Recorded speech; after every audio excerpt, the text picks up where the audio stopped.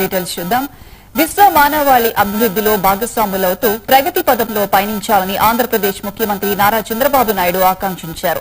ప్రపంచ ఆదివాసీ దినోత్సవం సందర్భంగా నిర్వహించిన వేడుకల్లో పాల్గొన్న ఆయన గిరిజనుల అభ్యున్నతి, విద్య, డిజిటల్ కనెక్టివిటీపై కీలక వ్యాఖ్యలు చేశారు. ప్రతి ఒక్కరిలోనూ భవిష్యత్తుపై స్పష్టమైన విజన్ ఉండాలని, అప్పుడే అనుకున్న లక్ష్యాలను సాధించగలరని పిలుపునిచ్చారు.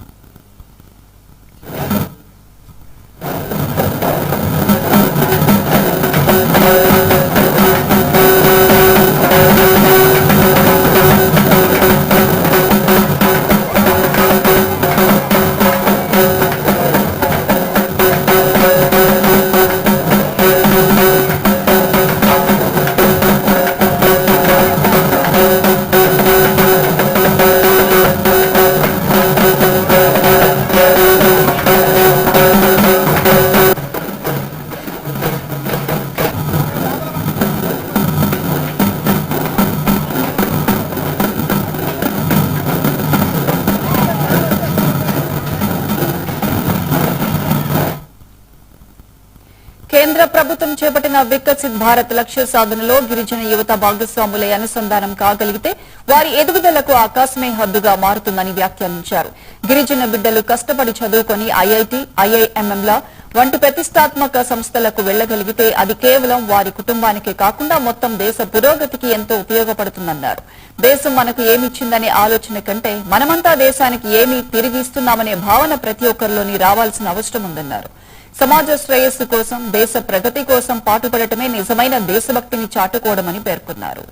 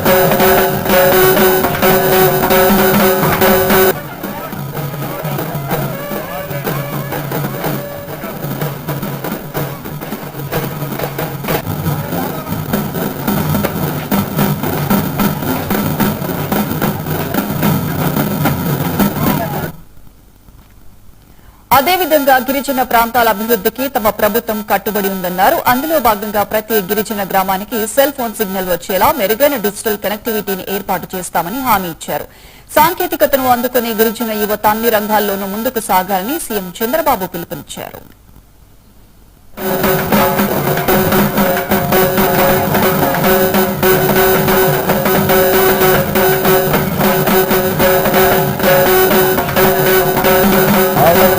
సాధారణ మహిళ, గిరిజన కుటుంబంలో పుట్టిన మహిళ, మారుమూల ప్రాంతంలో పుట్టిన మహిళ, చిన్న స్థలంలోనే కుటుంబంలో కుటుంబ సభ్యుల్ని పోగొట్టుకుంటే వీరోచితంగా జీవితాన్ని ముందుకు సాగించిన మహిళ. అందుకే ఈరోజు ఒక భారత రాష్ట్రపతి అవ్వగలిగారు. వీరొక్కరే కాదు, మీరంతా ఒకటి గుర్తుపెట్టుకోవాలి. అబ్దుల్ కలాం అనే నేను చరిత్రలో అదే మారుగా బిఆర్ అంబేద్కర్ అని నేను ఒక రాజ్యాంగాన్ని రాసి మనకు అప్పచెప్పి వెళ్ళారు.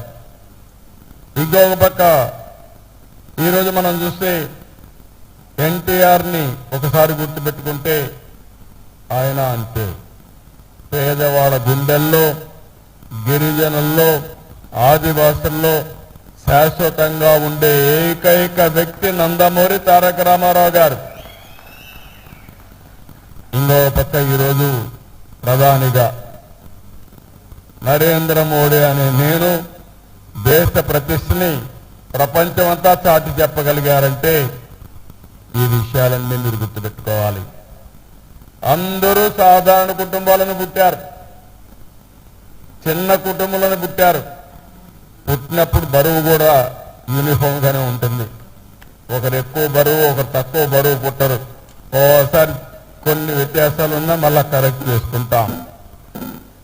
అయితే ఈ సందర్భంగా మీరు గుర్తుపెట్టుకోవాల్సింది, నేను ఏంటి, ఎలా ఎదగాలి, ఈ సమాజానికి దేశానికి నేను ఏమి ఇవ్వాలి అనే లక్ష్యంతో మనం పనిచేయాల్సిన అవసరం ఉంది.